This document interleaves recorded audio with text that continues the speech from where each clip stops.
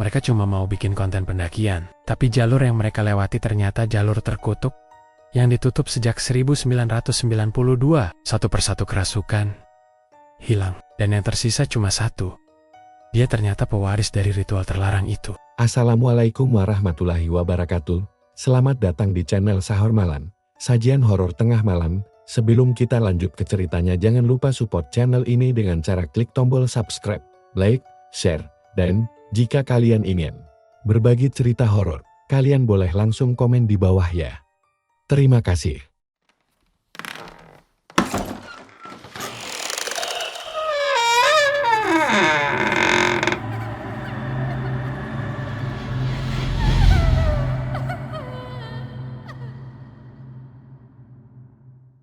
Kalau tahu akhirnya bakal begini, mungkin aku nggak akan ikut pendakian ini. Tapi siapa yang bisa menduga? Semuanya berawal dari obrolan santai di kantin kampus. Adriansi, ketua tim dokumenter sekaligus mahasiswa, paling ambisius di kelas, melempar ide gila. Bikin film pendek tentang keindahan Gunung Gede. Kita bikin dokumenter yang beda. Katanya semangat sambil mengangkat botol minum seperti bersulang. Bukan cuma pemandangan, tapi juga misteri dan mitos yang belum pernah difilmkan orang lain. Aku cuma nyengir waktu itu. Belum curiga apa-apa. Toh, aku juga suka naik gunung, dan Gunung Gede bukan medan yang asing buatku. Tapi, Adrian punya rencana lebih dari sekadar pendakian biasa. Kami berenam, aku Nia, Adrian, Siska si cerewet, tapi penakut, Dani si jago masak, Reza kameramen, dan Ica teman sekamarku sekaligus editor video. Semuanya mahasiswa jurusan komunikasi yang lagi butuh tugas akhir dengan konsep nyentrik. Berangkatlah kami hari Jumat pagi, naik mobil sewaan sampai Cibodas. Dari situ, rencananya naik ke puncak lewat jalur biasa. Bermalam 2 kali. Lalu, turun hari Minggu sore. Tapi Adrian punya ide lain. Nanti kita belok ke jalur timur. Katanya udah lama ditutup. Tapi ada spot bagus di sana. Alamnya masih perawan. Nggak banyak orang tahu. Bikin dokumenter kita makin eksklusif. Aku langsung angkat alis. Serius, jalur itu katanya ditutup gara-gara ada pendaki hilang dulu. Ya, yang tahun 90-an itu. Timpal Siska cepat. Katanya sampai sekarang nggak ketemu. Cuma tendanya doang yang ditemukan gosong. Serem. Adrian tertawa kecil. Itu mitos, sis. Kita kesana bukan buat main-main. Kita bawa alat, kita dokumentasiin. Ini riset juga buat narasi dokumenter. Lagian gue udah cari info kok, aman. Entah kenapa, perutku mulai nggak enak waktu itu. Tapi aku diam saja. Mungkin karena aku anak bungsu. Ibuku selalu mewanti-wanti. Jangan sombong sama alam. Tapi Adrian selalu bisa meyakinkan semua orang. Dan begitulah, setelah bermalam di base camp, pagi harinya kami mulai mendaki. Awalnya, biasa saja. Langit cerah, udara sejuk, dan tawa kami bersahutan di sepanjang jalan. Ica sibuk bikin story Instagram. Dani nyanyi-nyanyi kecil. Reza jalan sambil nenteng kamera, merekam langkah kami dari belakang. Satu hal yang mulai bikin merinding. Suasana di jalur timur jauh beda dari jalur biasa. Pohon-pohonnya tinggi dan rapat, bikin cahaya matahari susah. Tembus. Nggak ada suara burung, hening bengget. Kayak hutan ini nahan napas, kadang terdengar ranting patah. Padahal nggak ada hewan lewat. Di tengah jalur, kami ketemu papan kayu tua. Cat merahnya sudah pudar, tapi tulisannya masih terbaca samar. Melintas. Area ini ditutup sejak 1992. Aku langsung berhenti. Adrian, ini serius. Lihat tuh, papan larangan, kataku pelan. Tapi Adrian tetap jalan santai sambil merekam. Nia, justru itu nilai jualnya. Kita ceritain mitos ini dari dalam. Dari tempat kejadiannya langsung. Reza, bener. Visual di sini bagus banget. Atmosfernya ngeri. Cocok buat footage misteri. Aku akhirnya menyerah. Aku tahu nggak akan bisa menang lawan ego mereka semua. Kami lanjut jalan. Masuk makin dalam ke jalur yang bahkan tanahnya terasa lembab dan licin. Kabut mulai turun pelen-pelen walau belum sore. Sekitar jam 4 sore, kami putuskan buat bikin camp. Lokasinya datar, dekat aliran air kecil, dan cukup luas buat 2 tenda. Siska mulai bantu masak, Dani buka peralatan makan Ica, setting tripod. buat ambil footage sunset. Aku duduk di batu besar, melamun. Ada perasaan aneh yang gak bisa dijelasin. Angin di sini bukan sekadar dingin, tapi seperti ada bisikan samar yang ikut terbawa.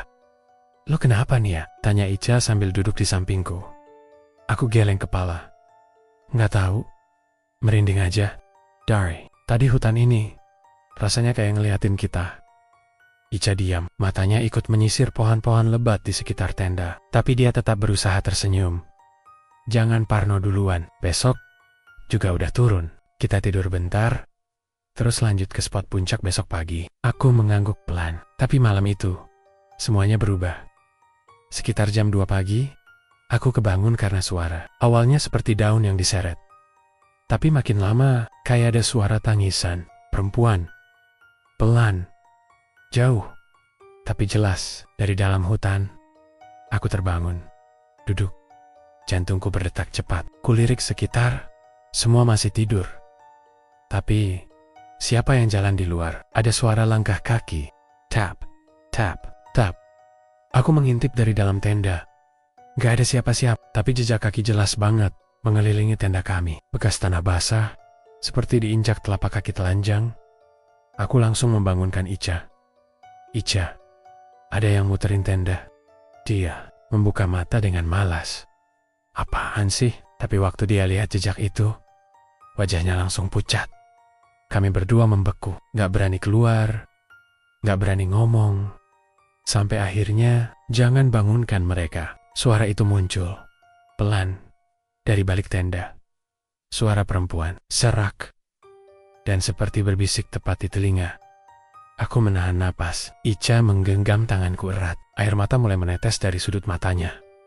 Kami hanya bisa diam, berdoa dalam hati, sampai suara itu menghilang. Dan sejak malam itu, aku tahu, kita sudah masuk terlalu jauh. Pagi itu, kabut belum sepenuhnya menghilang saat aku membuka mata. Sinar matahari yang mestinya hangat terasa muram, seperti tertahan sesuatu di balik pepohonan. Ica masih tidur, tapi wajahnya pucat. Aku tahu, dia juga belum sepenuhnya tenang. Setelah kejadian semalam, aku keluar tenda, berharap menemukan jawaban atas suara yang membangunkanku malam tadi. Tapi yang kulihat justru membuat jantungku berdebar lebih keras lagi. Jejak kaki itu masih ada. Jejaknya mengelilingi tenda, lalu berhenti di sisi kanan. Seolah seseorang berdiri diam lama di sana. Dan anehnya, jejak itu menghilang begitu saja. Seperti langkah terakhirnya masuk ke tanah Reza, yang sedang memeriksa kamera tiba-tiba berseru. Hei, siapa yang jalan-jalan jam 2 pagi? Kamera infrared, gue ngerekam gerakan di luar tenda. Aku langsung menoleh. Serius, dia mengangguk, tapi aneh. Bentuknya gak jelas. Kayak bayangan. Jalannya muter-muter. Aku menatap Adrian yang terlihat biasa saja. Seakan semua ini hal normal. Gue yakin itu cuma binatang, katanya enteng sambil menyeduh kopi. Atau bayangan kabut yang kayak deteksi sensor kamera. Siska berdiri dengan tangan gemetar. Binatang? Mana yang jalannya muter-muterin tenda manusia jam 2 pagi sambil nangis? Adrian mendesah. Sis, jangan terlalu bawa perasaan. Kita di Ganang, banyak suara aneh, banyak kejadian random. Fokus. Ya, kita udah sampai di titik penting. Hari ini kita naik ke spot atas buat footage. Sore udah bisa turun, tapi Siska nggak bisa ditenangkan semudah itu. Lo tahu nggak? Semalam gue mimpi buruk. Di mimpi itu ada perempuan berbaju putih jalan ke arah kita, tapi mukanya kosong, nggak ada mata, nggak ada mulut. Aku dan Ica saling pandang. Bulu kuduku berdiri.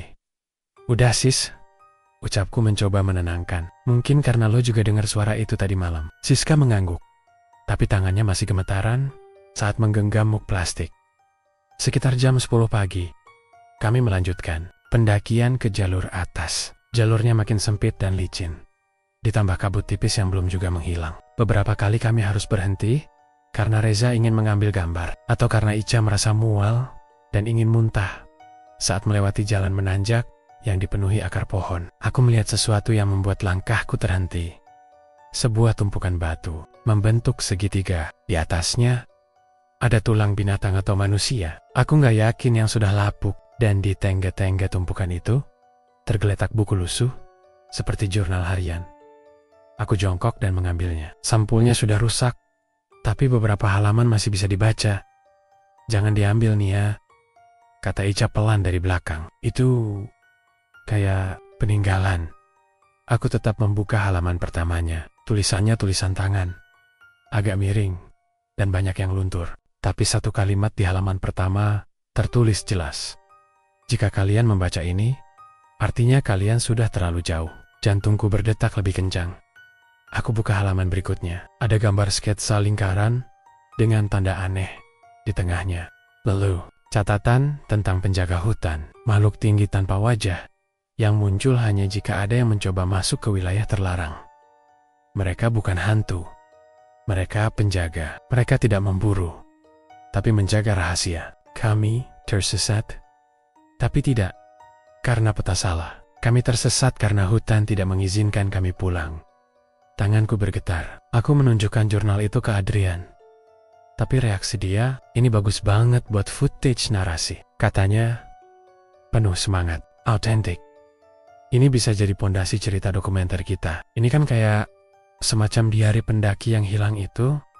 Tapi kenapa bisa ada di sini? Kalau ini dari pendaki tahun 1992, berarti kita benar-benar ada di jalur yang mereka lewati."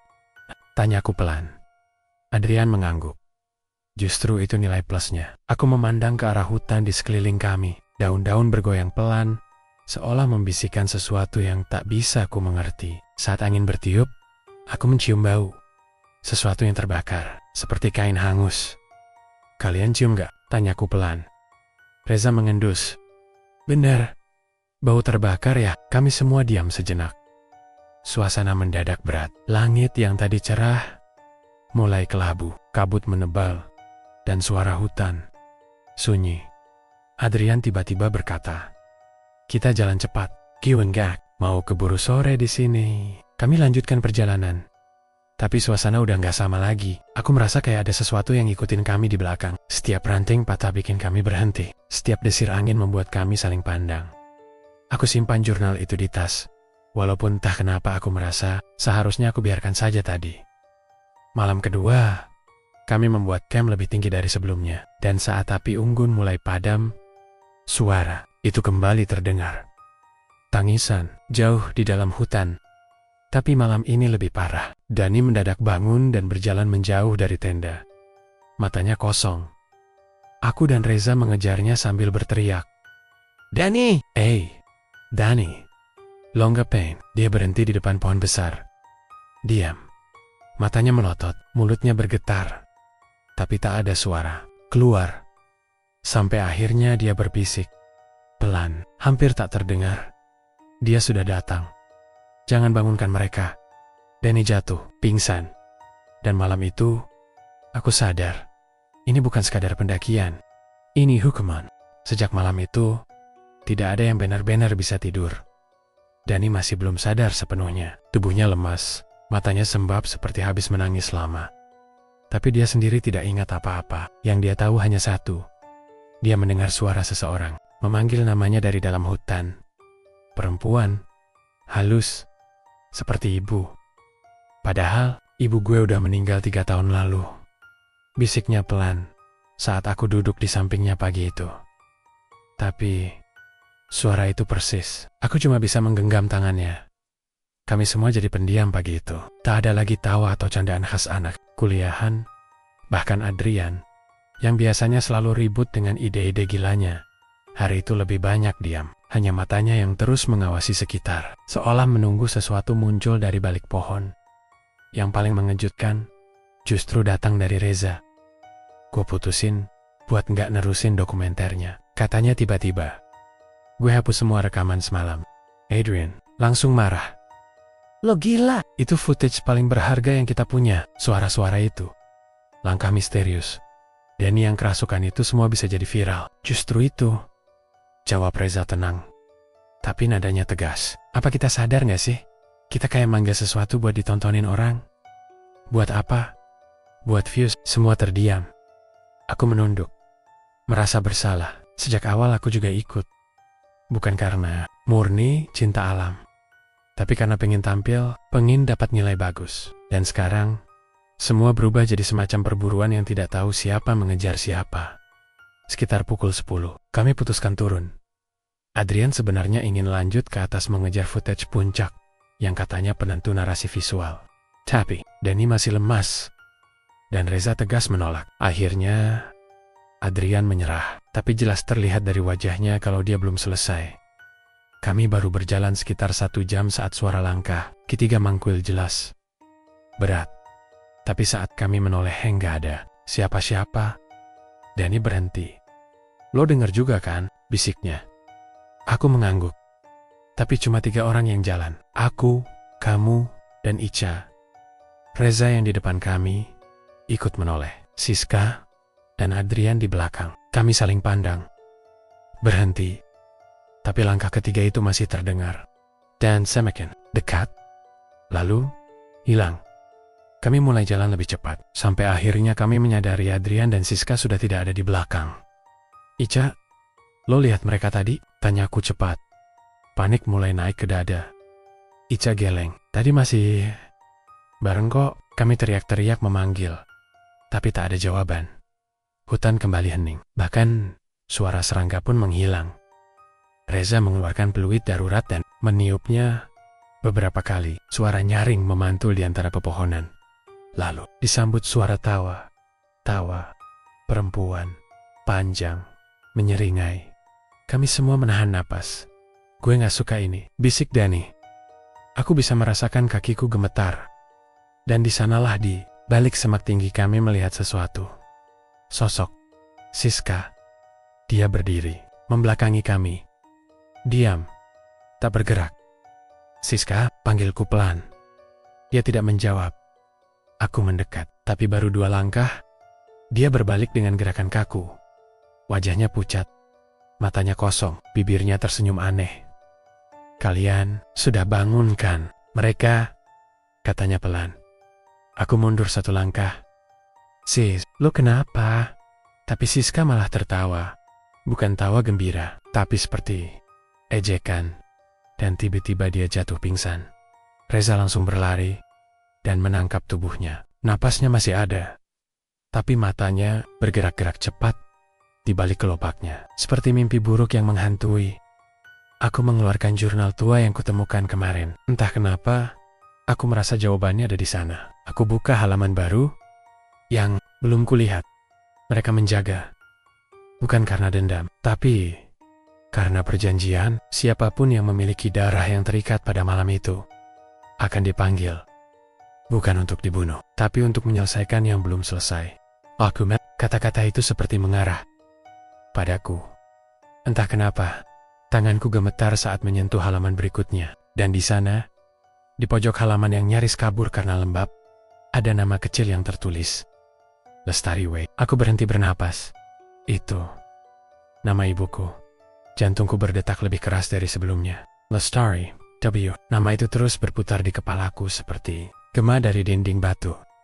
Itu bukan nama asing. Itu nama ibuku. Nama lengkap yang selalu tertera di kartu keluarga. Ijazah. Dan di batu nisan kakekku yang dulu pernah aku temani ziarah. Apa mungkin ini cuma kebetulan? Tapi apa ia ada kebetulan di tengah hutan yang bahkan GPS pun nggak bisa membaca lokasi?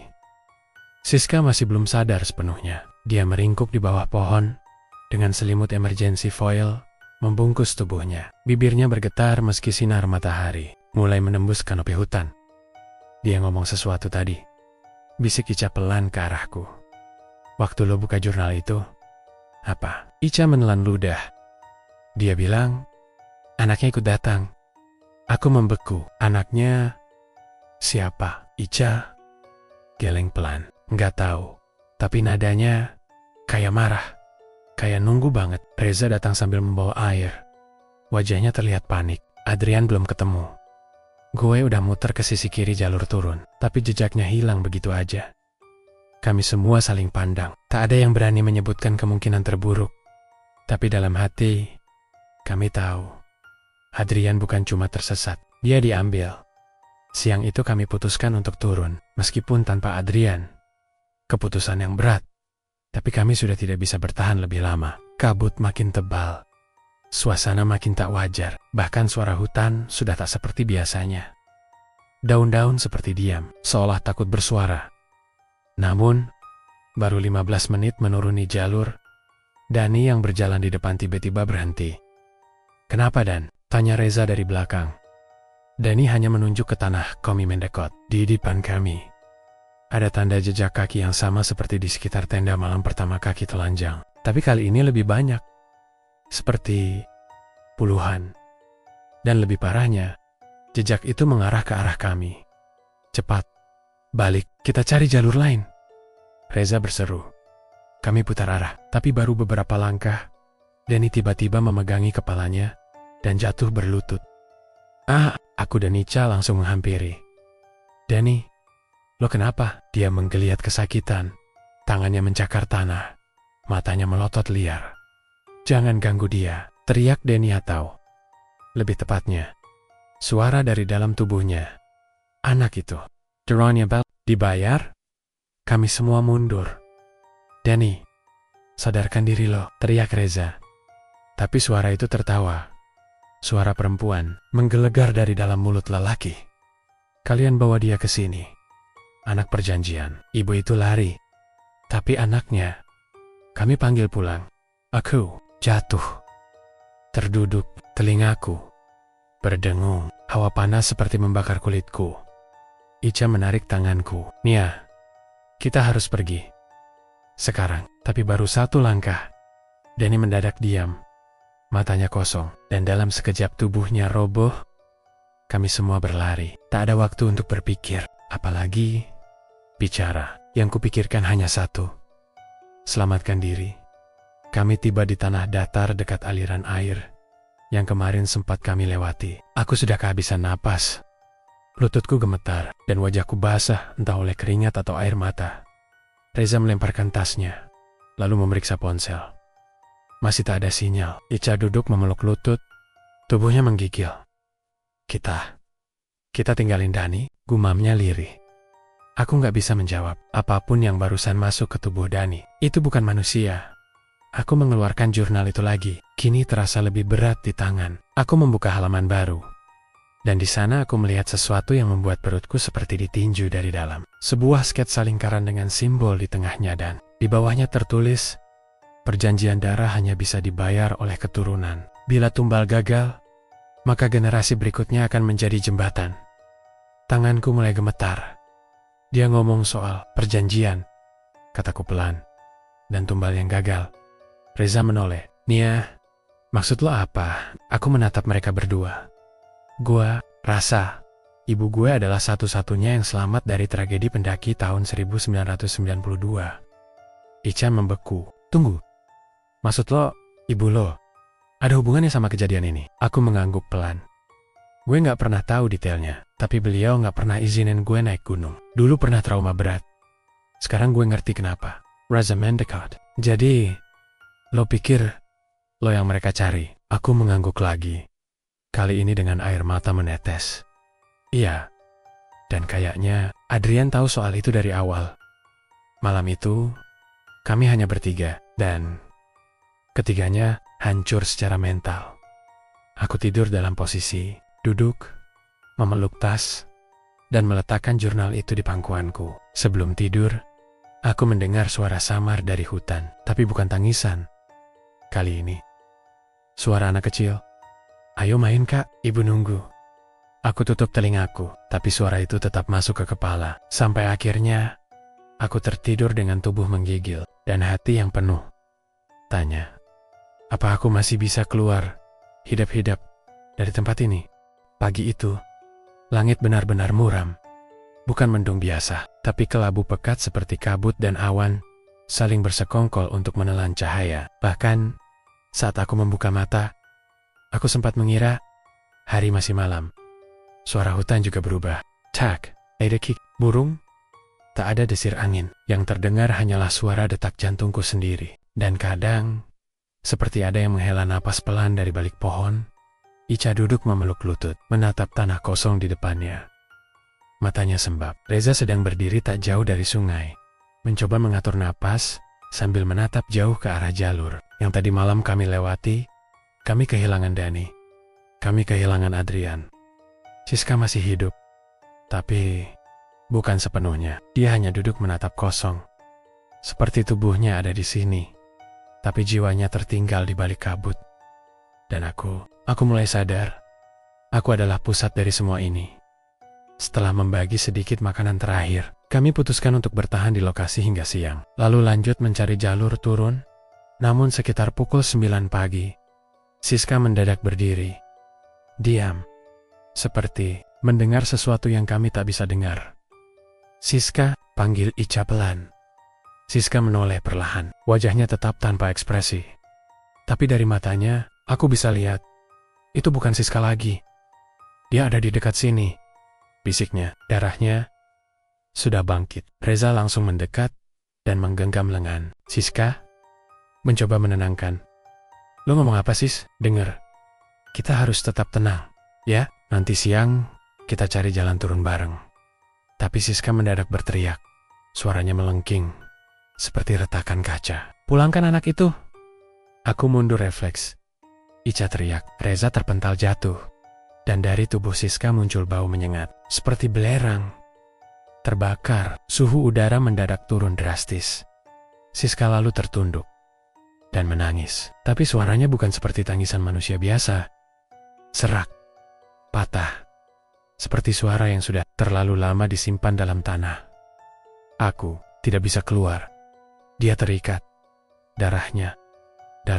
Aku tak tahu apa yang membuatku melangkah mendekat. Tapi saat aku pegang bahunya, Siska menatapku langsung dan di matanya. Aku melihat bayangan perempuan tua dengan luka besar. Di wajahnya, dia belum menyelesaikan. Tapi kau di sini sekarang. Dia sudah bangkit. Dan kau harus memilih. Aku tersentak. Kau siapa?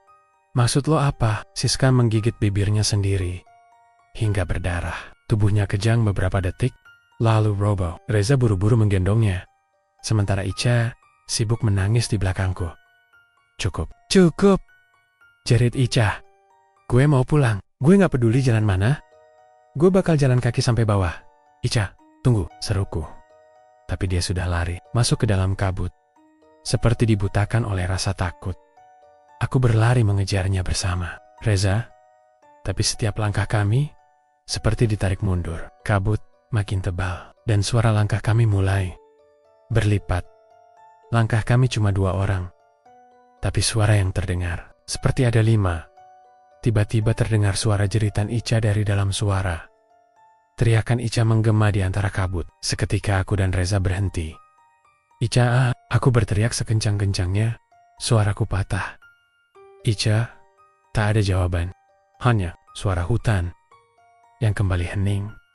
Kabut makin tebal. Aku dan Reza saling genggam tangan. Bukan cuman untuk tidak terpisah, tapi juga untuk menahan rasa takut yang nyaris membunuh kewarasan kami. Langkah kami pelan. Hati-hati. Tapi kabut seperti hidup berputar, mengurung, menyesatkan. Sampai akhirnya kami menemukannya. Ica terbaring di antara akar pohon besar. Matanya terbuka, tapi kosong. Tidak menangis, tidak bergerak, tidak menjawab. Aku langsung memeluknya. Ica, bangun. Ini aku Nia. Tapi saat aku menggenggam tangannya, dingin yang bukan sekadar kedinginan, tapi seperti tangan mayat. Ica, tolong bangun. Suaraku mulai pecah. Aku mengguncang tubuhnya, tapi tak ada respons. Reza jongkok di sampingku. Ia menyentuh nadi Ica, lalu menatapku, geleng pelan. Aku jatuh terduduk.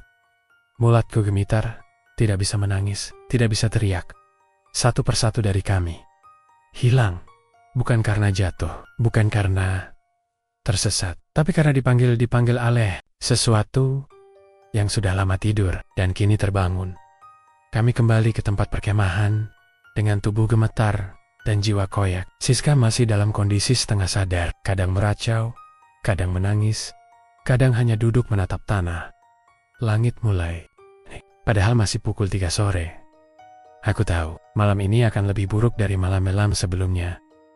Dan aku belum siap. saat kabut turun kembali. Aku membuka jurnal itu sekali lagi. Kini halaman-halaman belakangnya terasa berbeda, seperti ditulis dengan darah yang sudah kering. Beberapa kata terlihat seperti bergetar, tapi tetap bisa kubaca. Anak perempuan itu lari. Diasel, tapi perjanjian belum selesai.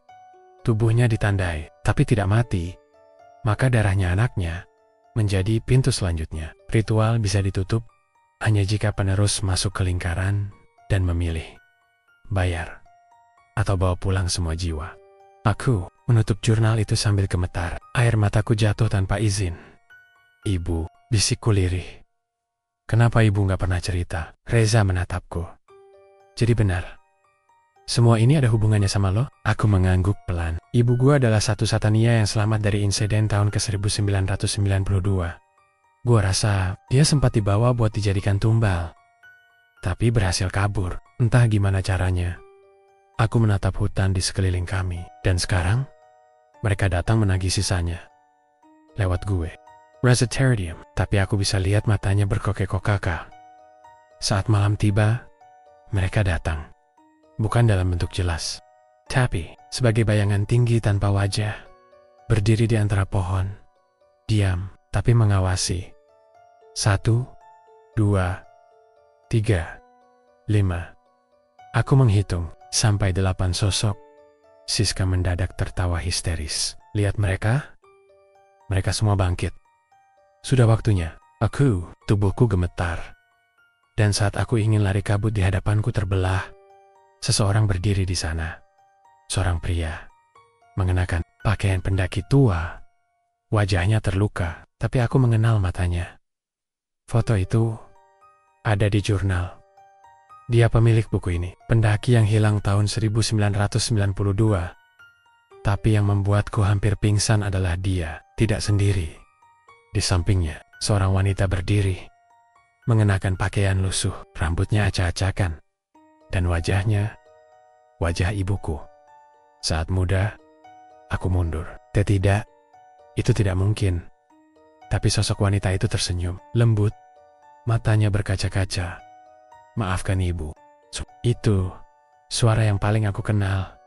Aku jatuh bersimpuh, jantungku seperti diperas dari dalam. Ibu? Ibu masih hidup? Wanita itu menggeleng. Ibu tidak pernah keluar dari sini, hanya tubuh ibu yang selamat. Tapi jiwanya masih terikat.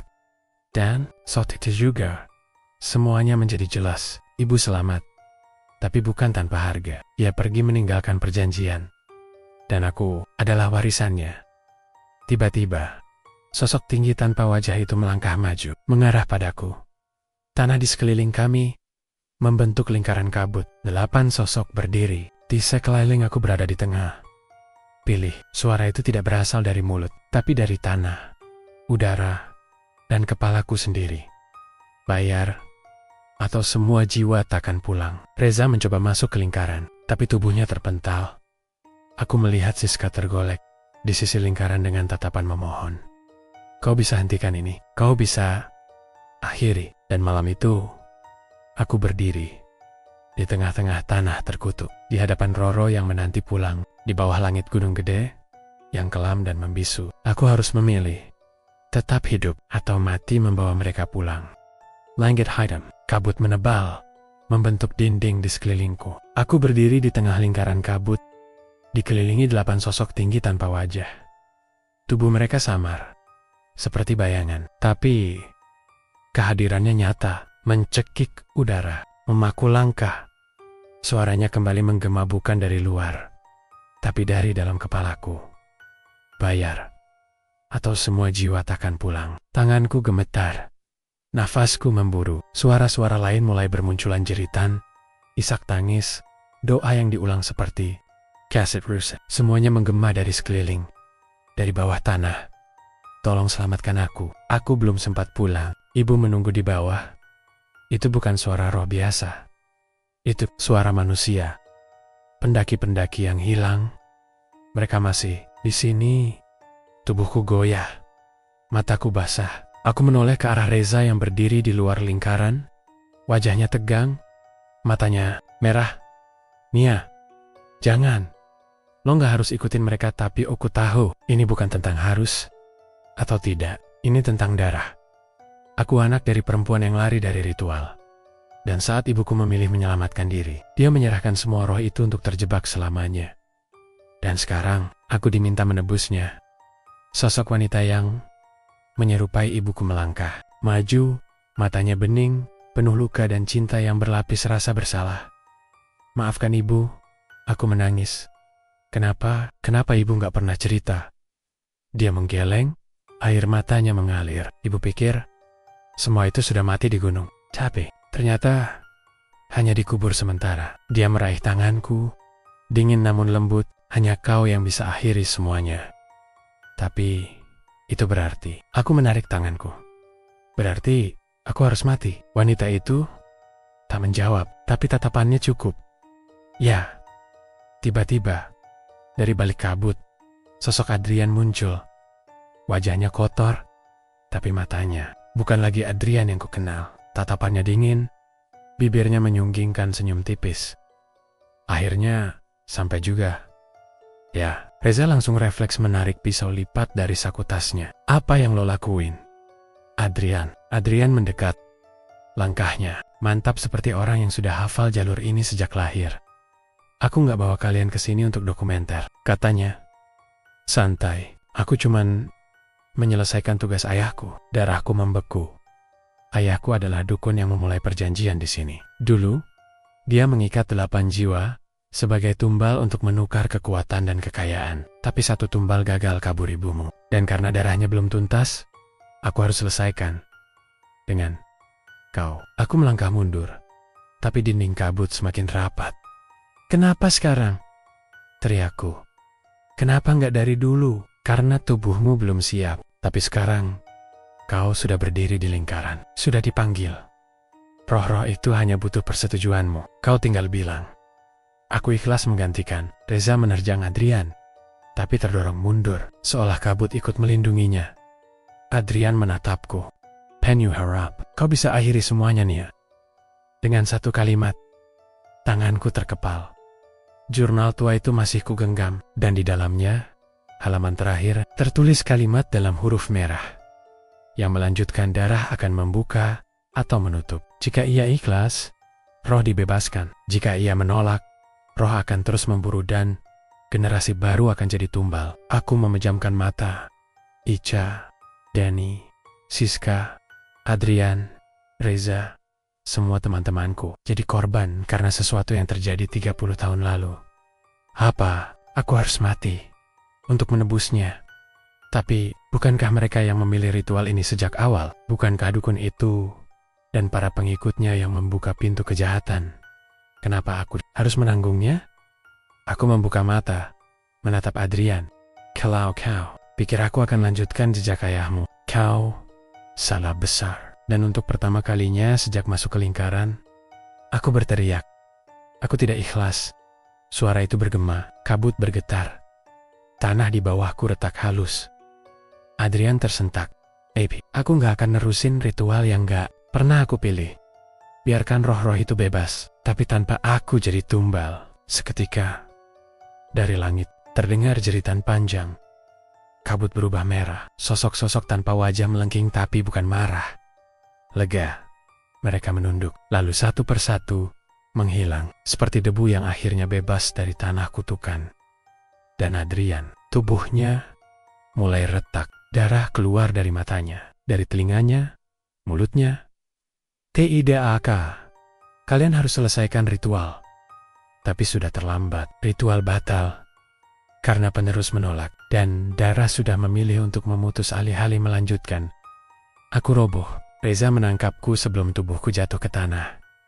Mataku buram, tapi aku melihat kabut mulai menipis. Udara terasa lebih ringan. Seperti hutan ini. Bernapas logi, dan jauh di antara pohon, sosok wanita itu ibuku tersenyum. Lalu menghilang bersama angin. Kabut mulai menipis, tapi tubuhku masih gemetar. Langit tetap kelabu, tapi tidak lagi menekan seperti sebelumnya. Suara hutani yang sempat hilang selama 2 hari terakhir perlahan kembali. Samar-samar terdengar suara burung. Hembusan angin menyusup ke sela dedaunan. Tapi di dalam dadaku, yang tersisa hanya sunyi. Aku duduk lemas di tanah. Reza masih memegangi lenganku, mencoba menstabilkan pernapasanku. Napasnya sendiri tersengal, matanya sembab. Luka sayatan di pelipisnya meneteskan darah perlahan. Di sekitar kami, lingkaran kabut telah menghilang. Dan bersama itu, Adrian juga lenyap. Entah terbawa atau ditelan apa. Aku tak ingin tahu. Lo baik-baik aja. Reza akhirnya bersuara. Suaranya serak. Aku hanya bisa mengangguk pelan. Suara sudah tak keluar. Tenggorokanku seperti dilapisi. Debu cremation kami bangkit perlahan. Jalan setapak di depan kami kini terbuka jalur yang semula diselimuti kabut pekat. Seolah hutan ini membuka jalan pulang. Namun langkah kami berat, bukan hanya karena kelelahan fisik, tapi karena kami meninggalkan terlalu banyak di belakang. Dani, Ica, Siska, dan Adrian. Aku masih belum bisa memutuskan, apakah Adrian juga korban atau pelaku? Atau keduanya? Kami berjalan pelan. Di setiap tikungan, aku terus menoleh, berharap salah satu dari mereka menyusul dari balik pohon. Tapi tak pernah ada. Sekitar 2 jam kemudian, kabut benar-benar menghilang. Kami menemukan jalur pos resmi yang entah bagaimana bisa kami lewati tanpa sadar 2 hari lalu. Dan di sana, sebuah tenda SAR berdiri. Orang-orang berpakaian oranye dan hijau sibuk berbicara lewat HT. Saat mereka melihat kami, salah satu dari mereka berteriak, "Pendaki, ada yang selamat." Aku dan Reza jatuh terduduk di tanah. Dan untuk pertama kalinya sejak naik, aku menangis. Bukan karena takut, tapi karena lega, sekaligus kehilangan yang terlalu besar. Beberapa hari kemudian, aku duduk di sebuah ruang kecil, rumah sakit. Pakaianku sudah diganti, luka-luka ringan dibersihkan. Tapi luka di dalam, siapa yang bisa obati? Seorang petugas SAR menghampiri, wajahnya sopan, tapi matanya menyimpan rasa tak enak. "Maaf mbak, boleh?" Saya tanya sesuatu, aku mengangguk.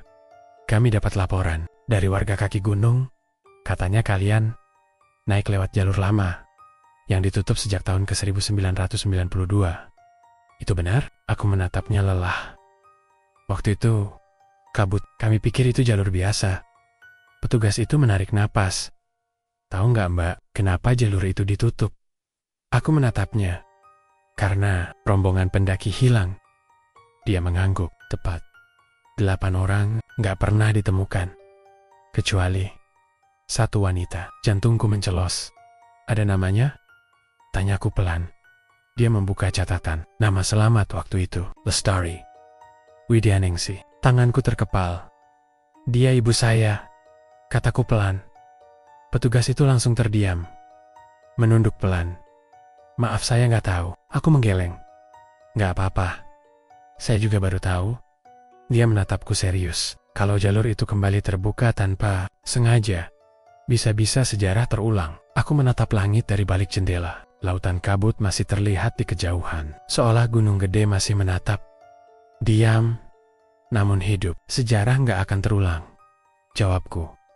Karena ritualnya sudah selesai. Sore itu, aku dan Reza berdiri di depan makam 01-nya. Batu nisan tanpa jasad dari 8 pendaki tahun ke-1992. Nama Lestari Widyaningsi. Status hilang diduga selamat. Tanggal kejadian 12 Oktober tahun 1992. Aku meletakkan bunga. Bunga yang tak sempat kutaruh sewaktu kecil. Karena aku tak pernah tahu. Ibu bukan selamat, ibu terperangkap. Dan kini, aku berdiri bukan sebagai anak yang mencari jalan pulang, tapi sebagai anak yang mengembalikan roh ibunya ke rumah sebenarnya. Reza memegang bahuku. Gue gak tahu harus ngomong apa. Aku menatap gunung yang menjulang di kejauhan. "Gue tahu," kataku pelan. "Kadang kita gak perlu ngomong. Cukup diam dan dengarkan." Dia mengangguk. Kami berdiri bersama dalam diam. Hanya angin sore yang berbisik.